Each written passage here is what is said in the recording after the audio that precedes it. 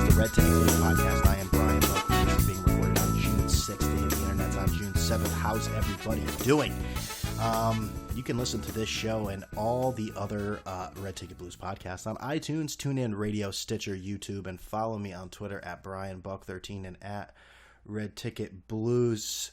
Okay, I don't have time to answer text messages. I'm in the middle of a podcast, Dad. Just back off. So how's everyone doing? It's the beginning to middle almost. That's still the beginning of June. The time of year where you look outside and say, this is what we've been waiting for as I sit and slave at my cubicle and Excel spreadsheets and bullshit. Just monkey work. Speaking of monkeys, Harambe, the parents will not be charged. So I'm sure the nut jobs will be very upset. And people saying, "Oh, we lost a member of the community." I think that Cincinnati Zoo actually called it. This person. He is not a person. This is where having a major disconnect in society. This is a gorilla, very advanced in the animal kingdom. Not a person. Not a person.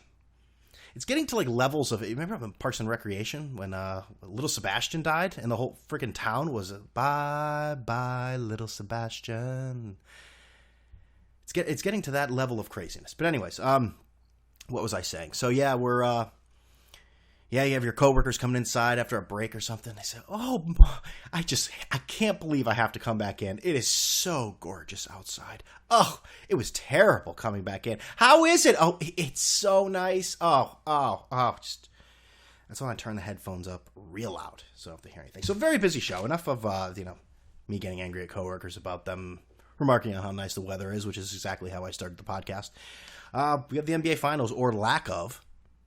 Cleveland Cavaliers have looked like poo-poo. Real dog shit. The passing of the great Muhammed Ali, boxer, humanitarian, draft dodger, disingenuous. He's complicated. He's a complicated man, and no one understands him but all the sports writers that write glowing pieces to kiss his ass. What else? Some television show. Well, television show I want to talk about a little bit. If anyone's watched it, I'll let you know so you can just skip through. And that is Bloodline. It is the second season. And I saw The Revenant this weekend. I guess it's not that bad. It was last year's movie. Boy, that is intense. And then we'll just go around the sports a little bit, and we'll say goodbye to an old friend. Well, we're saying goodbye to Muhammad Ali as he's lost his battle for 30-something years of Parkinson's disease, which is amazing. But the New York community, it's not official yet, but we're going to say goodbye to someone later. So we'll get into that. But the NBA Finals. So Game 1 and 2 are over, and for the Cleveland Cavaliers, thank the gods, because it has been ugly. Now, Game 1, you saw it was actually Cleveland made it a game. They traded baskets back and forth, and then Golden State seems to just toy with people. They remind me with the Heat, very close to the Miami Heat in that way, where they're sort of coasting, they're staying around, and then they're just like, "Hey, yo, you guys want to play? All right, let's just do this and let's start this thing up." So once again, and we didn't think this would be the case. No one thought this would be the case. LeBron James is a man alone on an island. His two compañeros in Kyrie Irving and Kevin Love, they're doing Kyrie Irving and Kevin Love sort of playoff things. Because Kyrie Irving, let's talk about him now. It's trendy, and I love to do it. If you heard the podcast last week and follow me on Twitter, I can't stand Kevin Love. But I'll tell you, he did have at least he had a good first quarter in Game 1. He got the concussion last night. But they said they didn't notice a concussion when it happened. They only found out later. So don't try to throw out the Cavs if they put a guy in there with a concussion to keep playing. Yeah, right. So here we go. Game 1 for Kyrie Irving. 26 points, 3 steals, 4 assists, 3 rebounds, 11 of 12 free throws. I mean, that's a pretty good game. He shot 7 for 22, but still, overall, pretty good. Game 2, Kyrie Irving, an all-star, okay? I don't know if he even was an all-star this year, but he's been an all-star. I'd say is he a second-tier player? Maybe a third-tier? High third-tier, low second-tier player. 10 points, 3 rebounds, 1 assist, 3 turnovers in Game 2.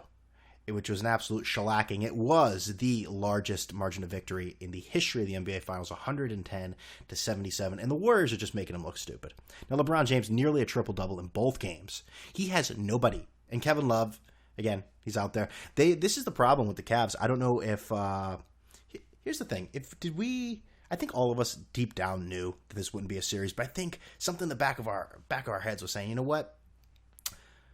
Let's get these Cavs a shot. I know I was saying, hey, he's got his guys here. Look at the way they steamrolled through the East. Yeah, the East sucked, but you know what? And maybe the Warriors are a little tired. They went 7 games with Thunder. With the Thunder. I'm not using pronouns anymore. With Thunder. So he said, maybe let's check this out. It has been terrible. They are so behind on defense. No switching. They look like they're lost. They look like they shouldn't be on the court with them. It is just the ball whizzing around the court. 9 passes in one possession is very, very likely to happen when the Golden State Warriors are on offense. And you know what the Cleveland Cavaliers are doing? They're just heads are swiveling around like a friggin' girl on Poltergeist. Just going around and around. They don't know what the hell's going on. And Klay Thompson's just shooting threes and just laughing. And Steph Curry's dancing and just falling all over himself on the bench. I mean, which a little too much for me. But you know what? When you are just destroying the other team like that, I guess you have the right to do that. Not my style again, but they're making mincemeat of the Cleveland Cavaliers. They don't look like they had a soul. It was like the guy in Temple of Doom who's just ripped the heart out of Indiana Jones, or attempted to, but he did out of some of the other guys. All right, let's be clear. Homokshiba. That's what they are doing to the Cleveland Cavaliers, and that's what they did in Game 2. Can the Cavaliers even make this a series now? You have to think the Cavs are going to win Game 3, and then you see the Warriors win the next 2. That is the trendy pick. That is the trendy way to go about it, and I'm kind of hopping on that train. I'm in the back, but I'm on that train, so... Very few guys. I mean, the second best player on the Cavs right now is Richard Jefferson, who has the shiniest head in the history of heads. But he is the second best player. And what's he, 34, 35 years old? Okay, I'm 35. Yeah, but I'm not an NBA player. I mean, it's a guy that some frat was probably in the league. And he's in there doing work in the NBA Finals. The rest of the team, they look so slow. They look bored. They look just... like they've quit. Now I hear people ripping on LeBron, saying he quit. I heard a few people say that. You're nuts. LeBron James is the last person you should be ripping. Now, if you want to say, well, LeBron, you put together this team. You wanted Kevin Love here. You wanted to trade away Andrew Wiggins. You wanted Tristan Thompson. You begged the management to say, he gets that 80-something million. They better sign him or else. LeBron playing GM. You want to do that? That's accurate. That's fine. I'll give you that. But on the court, man, what do you want him to do? He's got almost a triple-double every night. And the only other guy, and it's a problem. This is the problem. He sucks. The only other guy playing with any heart, hustle on the team is Matthew Dellavedova. The Aussie. The nut smasher. The nutcracker. Oh, that's good. I'm sure I'm only the 50,000th person to say that. But what are you looking for in Game 3? I'm seeing a victory. I'm seeing how can you predict it? I mean, how can you predict something off of those 104-89 and 110-77? You just hope it's not a sweep. It's not good for the NBA Finals. At some point the referee's got to play a game here, play some sort of stakes in the game, because with the NBA, just like every other league, it's about money. We need more games, need more ratings. So, anyways, I'm going to stick with my prediction. Kyrie Irving was born in Australia. I did not know that. Very uninteresting and unimportant. But, so yeah, I think the Cavs will win Game 3, and I believe that's Wednesday. We'll have a gentleman from the Sporting News on for the Thursday Talk podcast, Adi Joseph. We'll talk a little bit about the NBA and some other things, right? Why not? But I'm saying number 3 goes to the Cavs, and unfortunately... I want to see the Cavs win. I really do. But I think LeBron is going to continue to look stupid as he puts these hypothetical local boy does good stories. I've got Akron on my back. I've got the weight of a city in Cleveland, and I'm bringing it home to these people. He's just going to enforce the loserdom of Cleveland if he cannot win the championship there. It's going to be always. He will not. His career will never be complete if he does not win a championship in Cleveland. And what do you obviously hear after Game 2 today? Well, hey, Mike, if can you imagine Jordan losing the game by 30? I mean, it always goes back to Jordan, and always will, because he is untouchable when it comes to the NBA Finals record, 6-0. LeBron's already, no matter if he wins a championship for the rest of his career. Well, I mean, let's not go that far, but he's going to be what? It's going to be 2-4, 2-5 in the finals. It's still pretty remarkable to get there that many times, so I think people need to back off. I'm telling people to just back off. So anyways, let's move along here, and that is to the great Muhammad Ali. Has passed away at the age of 74. He did on Saturday. He was... Okay, I'm drinking a beer here. I could take off the bag. This is the Wu-Tang video from 1994, Drinking Under a Bridge, right? There's a Mobb Deep video where everyone stands together and they just sort of do this move, and really, it's like they're all doped up, like dope. What are we drinking? We got I think I've had this before. Berkshire Brewing Company Lost Sailor IPA. Yeah, so it's pretty good. It's all right. It's a $4 pint. $4 pint at the liquor store that I need to get buzzed into. Beautiful New Haven. But anyways, so Muhammad Ali, and you know what? For me, I'm 35 years old. I don't even remember Muhammad Ali like in my lifetime. Of course, there's videos and you can see things on the internet and whatnot. And I just remember the guy stricken by Parkinson's disease. And I mean, he fought how many fights? 60 plus fights. And, at the end of his career, probably played a very large part of the Parkinson's disease, got his ass kicked. I mean, even though he was, setting up fights with tomato cans and glass joes, maybe a few Dom Flamingos and King Hippos, but it did a number on him. And we've obviously seen the current state that he's been in. Now, man, Parkinson's disease for that many years, that's pretty remarkable. Now, here's the thing. Here's another thing. I know when someone dies, there's like a 3 or 4 day grieving period where everyone has to tell their story about Muhammad Ali or about that person and how great they are. And we leave out the bad stuff. We leave out the bad stuff, the not so nice stuff, the things that were not so flattering and maybe not meant for us to trumpet out to the world with glee. I mean, even Michael Jackson had that's another story that I don't understand why people don't understand. He's a disgusting, child-molesting pervert, but we still celebrate his music. But even he got that. I mean, I think everyone gets a few days, unless you're Hitler. But I bet you there are a few people like the Fuhrer. I mean, he was very good. This went wrong. That was my German accent. But I think everyone, especially the media, I mean, if you were on Twitter this weekend and saw just everyone had to share their story about how they saw Ali once or they looked at Ali, and some people really making him out to be some sort of sacred human being. When I was near him, I felt something, and even LeBron said he wouldn't be where he was if it wasn't for Muhammad Ali, which doesn't get much more LeBron than that.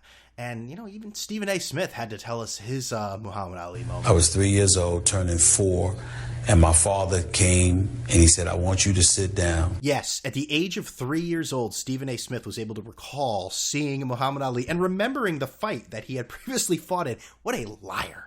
What happened to that guy, man? What happened? 3 years old. Hey, I remember when John Lennon was killed. Yeah, it was a very big moment in my life because I remember Howard Cosell, bringing it to live to the viewers of the world in that New England Patriots game. That's right. How old was I? I was about 4, 5 months old. Yeah, I always looked up at Cosell the same way, and John Lennon I always held in high regard just because it was such a traumatizing moment. I sound just as a bullshitter as Stephen A. Smith, but anyways. So here's the thing with Ali. I know this is the controversial take. The controversial issue, I should say, is that he's a draft dodger. Now, you can say, well, no, he stood up for what he believed in, and he actually, which I did not know, he actually took this case to court because they wanted to go to jail because he was a draft dodger, and he went all the way to the Supreme Court and he won, but I guess it was sort of a technicality as the courts before my terminology, my words might be wrong here, but the draft place or wherever, they didn't file the paperwork correctly. They didn't put a denial reason, something along those lines, and he was admonished of all charges. So here's the thing. At the time, it really wasn't an unpopular war yet when Muhammad Ali said he was not going. Now, people say it was courageous. Okay. Because he had so much to lose. If Muhammad Ali was a chemist, or let's say he was a garbage man, but let's say he was the best damn chemist or the best damn garbage man in the world, would it still be courageous? Would it? He had so much to lose.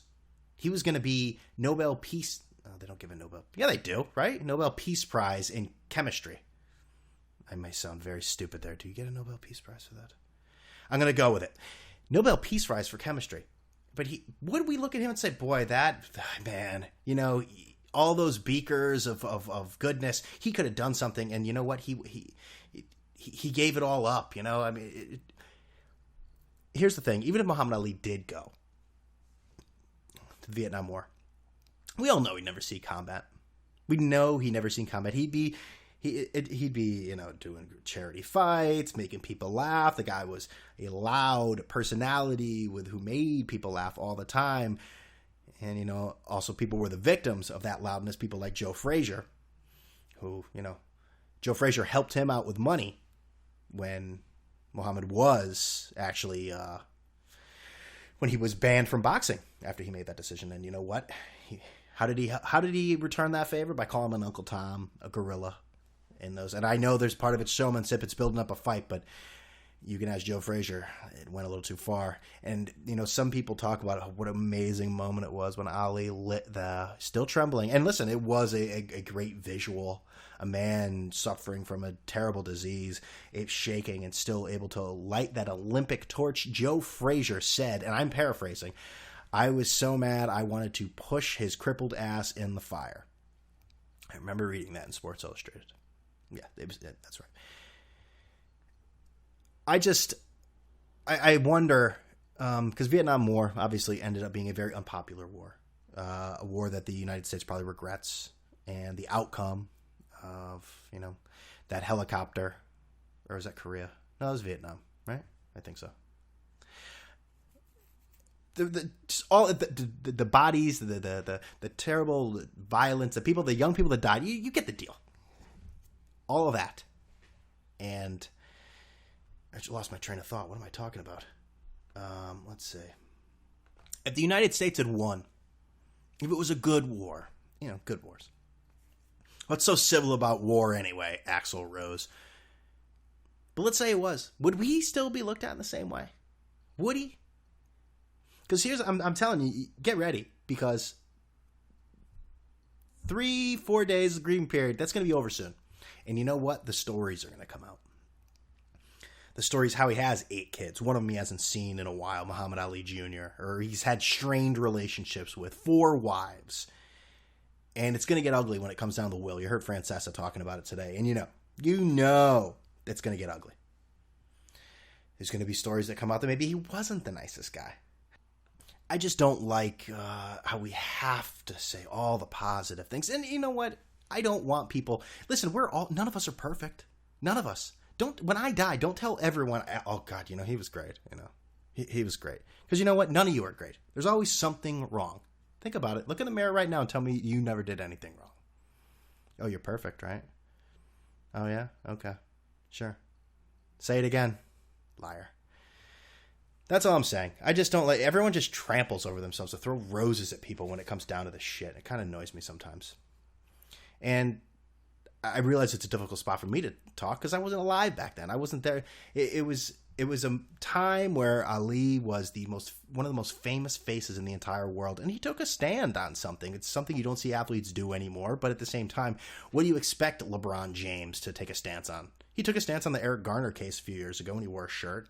But I mean, these guys have way too much money to lose now, too, when it comes to endorsements or anything political. I mean, most of these guys make more money on marketing and stuff comparison to their actual salary to play. It's a very difficult. It's a case, Muhammad Ali. It depends on who you talk to. I just wanted to present the other side because that one doesn't sound like it's really getting as much play. So, R.I.P. Muhammad Ali. Tough going through all those years. With Parkinson's disease. That's a long time to last with Parkinson's disease, but definitely one of the most important people in the last 50 years of this world. A global icon, Muhammad Ali. So. Moving on. Yes, moving on. I want to talk about Bloodline. All right. And if you say, I haven't watched it yet. Well, tough shit. It's season 2, Netflix. I'll try to make this a few minutes, so it won't be too long. A few minutes on Bloodline. And I want to know, what did everyone think? You guys saw the first season. What'd you think? So, it started off very much like the second season, where the first few episodes are very slow. The Rayburns live in... They live in the Florida Keys, and they've done a bad thing.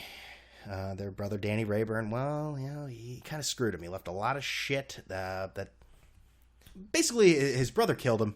His other siblings helped him cover up the crime, and now he's left some clues that maybe things would get real bad. You know what? I'm going to take a back seat. I'm not going to go through all this because you know what? I don't want to ruin it for people. I binge watched it, and it was insane. Well, the binge watching was insane. I don't know if I could say Bloodline was insane, but it was pretty good. I enjoyed it, and I'm really looking forward to season 3. I'm gonna call an audible here because I don't want to do this to everybody. So The Revenant, I saw that this weekend. That was pretty good. Boy, I did not expect it to be that intense, and I really am petrified more of bears than I could possibly imagine. Seeing Leonardo DiCaprio get just eaten by one, basically. So very good movie though. 2.5 hours went by like that. So that's my entertainment part. So let's get to our old friend. Yes, our old friend Aquib Talib. And that's his music. Actually, in reality, he didn't do anything wrong. He was just shot. He wasn't doing the shooting because that's usually the way he rolls. He does, and his mom drives. I mean, that's usually how Aquib Talib does things. So he was at a Dallas nightclub the other day, and he got shot. It was nightclub, strip club, and now the reports are, they're trying to investigate things. And Aquib Talib says, what does he say? Well, he said he was too drunk to remember who shot him. Oh, all right, okay. If you saw this club, this V Live Dallas, what an establishment! I mean, it's good when it's like brick walls everywhere. What is this autoplay shit? Oh, God, I hate this. Can I pause this? There we go. Enough. Brick building, no windows. So it's good. He doesn't remember who shot him. He was there in the middle of the night. He was supposed to go to the White House today. And, oh, man. I'm sure the White House is really upset that a guy who just got shot the other day isn't there. So let's see. Here's some of the ratings of the V Live Dallas, the establishment that Denver Broncos cornerback Aquib Talib, who's had multiple gun arrests in the past. This was some of the... Let's read a review here. All right. I wish I could give this location a negative star rating. The establishment has $20 and $40 for... Okay, let's get through here. Once we get in the door, they made us wait 30 minutes. No one else was in line. Just made us wait for nothing. We waited because we heard this place is great. Get to the door, found out it's $40 to get in. Pay that and you get in. You can't buy a single drink. You can only buy $150 bottles. The strippers don't even get topless. Legit, the worst strip club experience of my life. Will never go here again. I've never logged into Yelp. I went there, decided I had to give them a terrible review. Do not attend this place at all. Terrible Charles Barkley voice. Thank you for this person. On Yelp here, Aquib Talib, cornerback for the Broncos, got shot in the leg here. That's quite a... This place sucks. They rotate the same big balloon bodies on stage. The rest of the night. Prove this is an unfair club to the dancers and customer. Place always seems bare and boring. Go to the lodge instead. Don't waste your time here. So Aquib Talib really hanging out in places that get great reviews, huh? It's the same guy who did a drive-by with his mother years ago. This is the kind of stuff. These are the kind of guys that you say the NFL is a problem. Aquib Talib is a problem. Right? He seems to get out of this shit all the time. Everything was a blur, and I was too intoxicated to remember what happened, Talib told the police. He also told police he was shot while at a park with friends, not at the club where the shooting was. So this guy, just wherever he goes, he just gets, bullets flying at him. Yeah, police are still investigating that. Yeah. Oh, man, that guy. I'm glad he's okay and make a full recovery, the Broncos said. Organization has been in touch with the NFL and has been report additional upgrades. He's run into several legal troubles several times in Dallas. He was arrested and charged with simple battery and resisting arrest after assaulting a cab driver. He was suspended for one game of 2010 season after that incident. This is not a strip club. It's a BYOB lounge with go-go dancers on center stage. They pay celebs. Don't be fooled. Gesture, and then one person just says karma. Okay, so we read enough reviews of V Live in Dallas. Woo, yeah, watch out.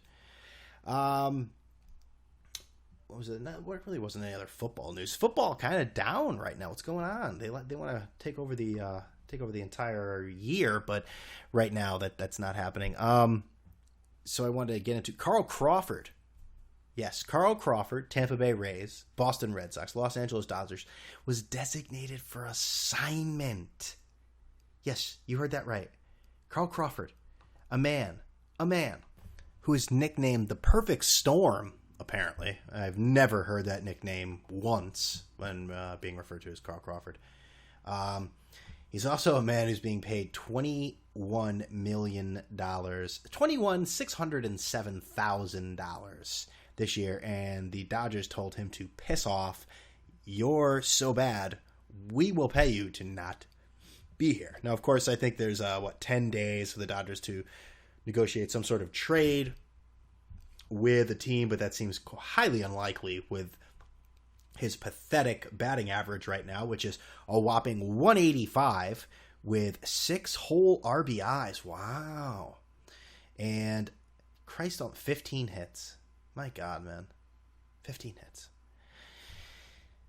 Carl Crawford, which, you know what, I always thought he was the most very, very overrated player, and he is, but I guess you forget some of the years he had in Tampa. I mean, 305, 58 stolen bases, 18 home runs, 16 triples, 183 hits. I mean, he had 4 consecutive years over 180 hits. That's pretty damn good. But Carl Crawford, once that trade to Boston, I mean, he sort of fell off, and he was not the same player that he is 34 years old now too, but once a bum, always a bum, always whined.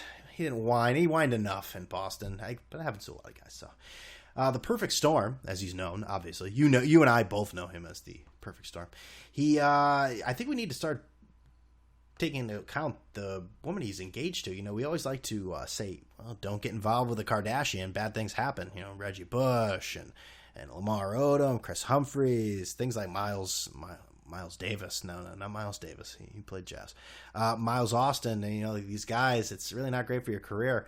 How about this? You know, he's engaged to Evelyn Lozada, who apparently her claim to fame is she's an American television personality, which means she's famous for nothing. We all know that she has no talent. Model, spokesmodel. I guess that's a little different, but so she's been on the Basketball Wives, terrible television program where it's all scripted. They throw things at each other and bitch about stuff. But let's talk about the people that she's been involved in. A 10-year relationship with Antoine Walker, who went broke. Chad Johnson, who was Chad Ochocinco. Chad Johnson, who was a star in the NFL, who is no longer. And now Carl Crawford. She'll kill you. Killing him softly, killing him loudly, killing him somehow. Oof. Stay away from Evelyn Lozada. My God. Another television, Ev and Ocho, which had planned to follow their lives. It never aired. Oh, God damn it. And I guess we'll finish the podcast this week, like I said, with a New York friend. Now, it hasn't been announced, but I have a feeling it's the end. So let's pay respects. Pay your respects now. Listen up.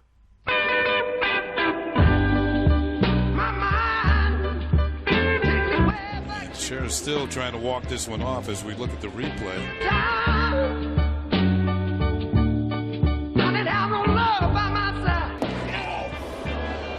hear Mark Teixeira say, ow, all the way up here. I used to walk the floor all night long. Let's hope it's not too long. It's going to be a couple days, and let the medicine work. And But I'm so glad it's all over.